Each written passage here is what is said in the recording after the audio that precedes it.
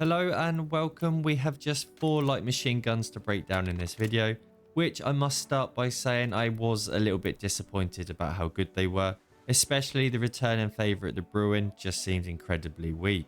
So for that reason, if you did want to jump into zombies and use your large mag and avoid skill-based matchmaking, I couldn't blame you one bit. If this is the best option for you, then make sure you check out this video here, which will be left in the description below, as it's going to show you the best contracts and the fastest way to leveling up. If zombies isn't for you, then the quickest method is to jump into Rust 24/7 and make sure you're using decoys. Be warned, this isn't for everyone. With the skill-based matchmaking and the dodgy spawns, this can get frustrating very quick. Our final option is to jump into War, which is slightly more relaxing than Rust. And this is a bit of a good thing, as LMGs, like I said, are a little bit weak and they also have that slow ADS time. War not only gives us a chance to pick up a lot of kills, it also allows us to complete a lot of the challenges at the same time, especially the ones that are designed for the LMGs.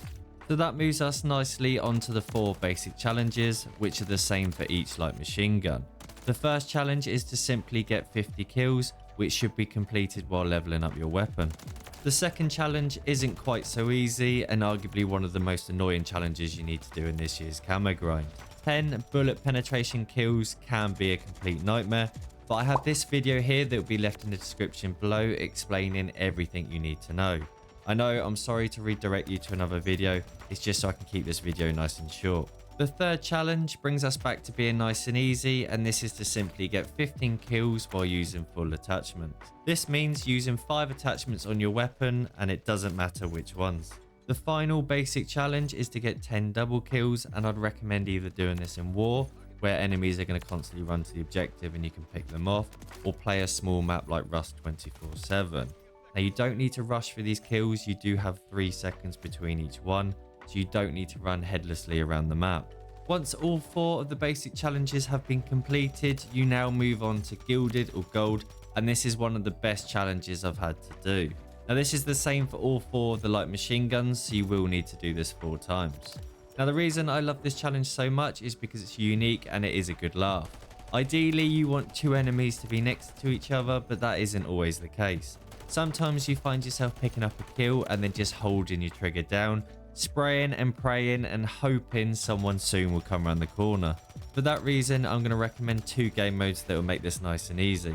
The first is Rust, for obvious reasons. It's a small map, enemies are going to run into your eye line all the time, meaning you're not going to run out of ammo.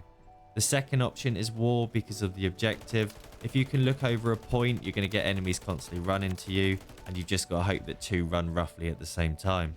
Lastly, don't be afraid to use the biggest mag possible. The larger the magazine, the less likely you're going to run out of ammo before the next enemy runs around the corner.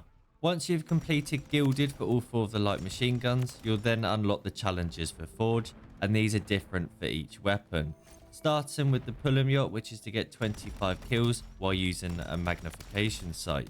Now I'm not sure what the smallest you can use is, but I'd recommend using any optic that has the word magnification in the description, like a lot of these 2.5 ones.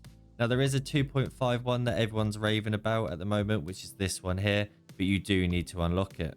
The second challenge is for the DG58, and this is a nice and simple one. It's literally what it says in the challenge. You need to get 25 kills while aiming down sight and moving at the same time. So as long as you're not mounted or stood perfectly still, you're aiming down sight and you're moving slightly as you fire, these kills are going to count.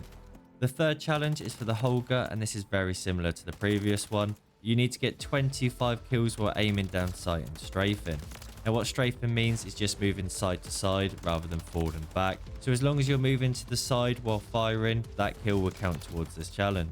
The fourth and final challenge is for the Bruen, and we need to get 20 suppressed headshots. Now obviously double check that you're using a suppressor, and I'd also recommend using an optic of your choice. This is going to be far easier aiming for a smaller target than it would be the iron sight. I'd also recommend using the best class possible, which takes us onto the final part of this video.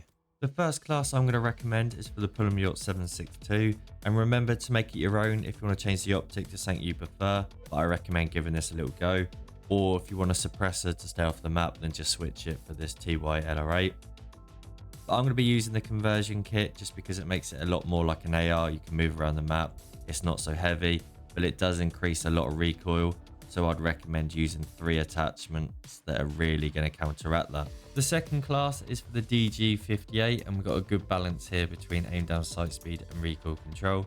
If you did want to switch the muzzle to a suppressor, then I'd recommend adding a bit more recoil control by taking this comb off and adding this rear grip here, as it's going to help us get a bit of that recoil control and gun kick back. The third class is for the Holger 26, and it's probably the easiest light machine gun to use. It's very similar to the AR version, so there's very little recoil control and it doesn't feel too heavy.